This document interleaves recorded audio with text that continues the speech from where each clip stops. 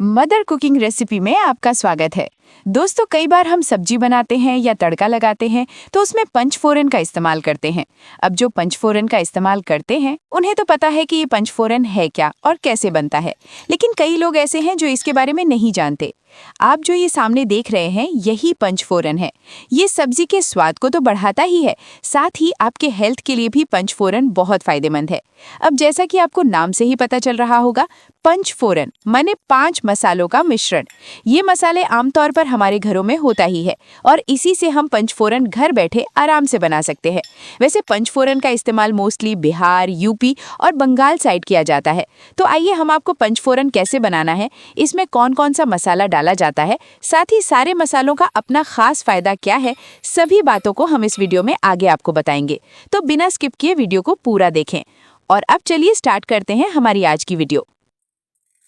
देखिए, सबसे पहले पंचफोरन में जो मसाला होता है वो है जीरा। और अगर जीरा के फायदे बताएं तो वैसे तो इसके कई सारे फायदे हैं, लेकिन सबसे ज्यादा जीरा शरीर से फैट को घटाने में, उसे काटने में 3 गुना तेजी से काम करता है। अब दूसरा मसाला है सौंफ। आप होटलों में अक्सर देखते होंगे कि खाना खाने के बाद हमें सौंफ और मिश्री दिया जाता है। पर क्यों?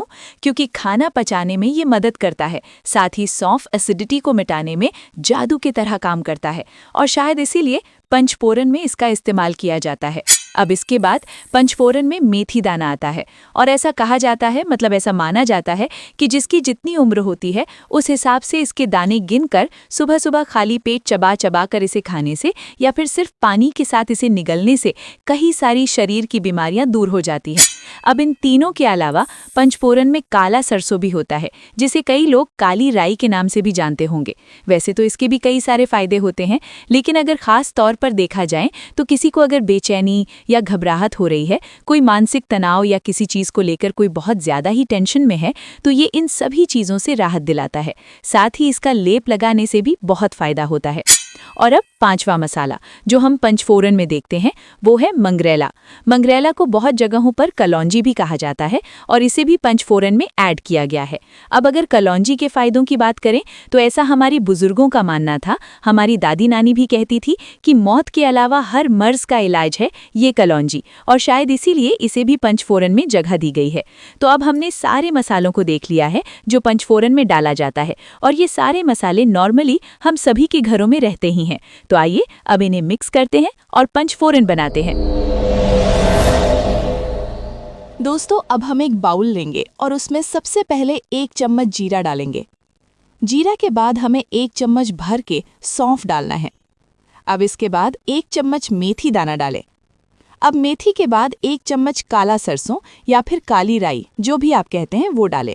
और फिर आखिर में 1 चम्मच कलौंजी डालें। अब बस सभी मसालों को डालने के बाद अच्छे से इन्हें मिला दें। दोस्तों, अगर मेथी दाना का टेस्ट आपको पसंद नहीं है तो आप इसके जगह अजवाइन भी डाल सकते हैं। अजवाइन के भी कई फायदे होते हैं, मतलब या तो आप मेथी दाना डालें या फिर अजवाइन। तो अब ये लीजिए, सारे मसालों को हमने एक बार मिला दिया है और अब पंचफोरन रेडी है।